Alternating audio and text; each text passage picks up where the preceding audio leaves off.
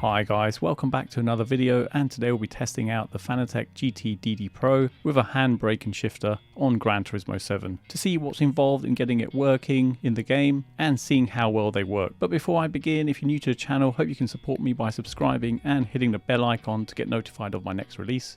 So I've got my Fanatec GT DD Pro connected to my PlayStation 5 and my TV is the LG C1 OLED. The handbrake I'm using is a Fanatec Club Sport handbrake version 1.5 and the shifter is the Club Sport shifter version 1.5. Both devices are connected via a cable into the back of the wheelbase, and I've got the handbrake side mounted to the shifter, which works really well and it saves on space.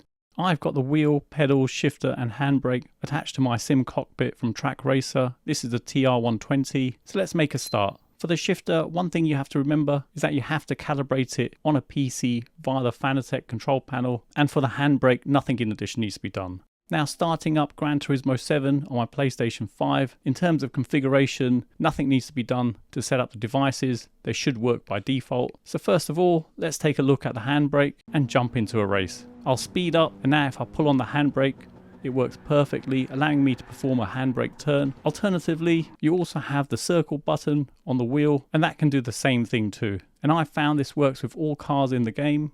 Now moving on to the shifter, and to use this you need to go to the assist settings and ensuring shifting is set to manual. Now jumping into a race, you'll find that the paddle shifts and shifters work perfectly and you can alternate between the two, and there's really no problem doing that. And when you're in this mode, the clutch pedal is disengaged, meaning it's not used, and it's in auto clutch mode. To activate the clutch, you simply press down on it and it switches from auto clutch mode to full manual mode, enabling you to use the shifter with the clutch when shifting. So you'd press down on the clutch and then engage the gear like you would in a real car. Now if you're wondering what happens if you're changing gear without clutching down, well, in this instance it goes to neutral and you have to clutch down and get it into gear to work. But on some cars this doesn't happen, meaning the clutch can't be used with it. For this shifter, there's two modes of operation. I've shown the H shifter mode, but you also have sequential mode. And for this, you place the shifter into neutral and flip the switch on the side of the shifter. And this allows you to pull down to go up a gear and push up to go down a gear. And this mode isn't used in conjunction with a clutch. In general, I've found the clutch works on the majority of cars, but with some, even if you had shifting set to manual, the clutch pedal just can't be used. So it's really car dependent. The experience with using both the shifter and handbrake is awesome, with a great build quality, strong and sturdy feel to them, which is what you'd expect from Fanatec. Plus flexibility available with the clutch and shifter, so you could try out different styles, but you don't have to get them, and the paddle shifter and circle button are more than sufficient when racing. It really depends on the experience you're after, and if you wanted a clutch, shifter and handbrake to get an all-round racing experience.